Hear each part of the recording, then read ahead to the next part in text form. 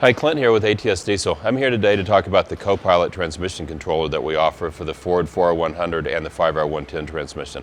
One of the things that the Ford factory TCM does not do very well is they don't force the torque converter clutch in.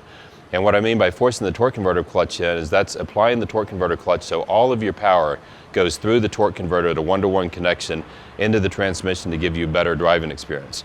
And that torque converter clutch application, what that does is you can turn it on during your exhaust brake application to give you better engine braking, or you can engage it during high power situations. As engine torque comes up in the Co-Pilot, the green light turns on the Co-Pilot, and that forces the converter clutch in, giving you more power to the rear wheels, like say better driving experience, much more power transfer.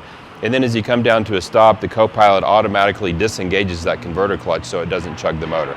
So it's completely automated, fully functional.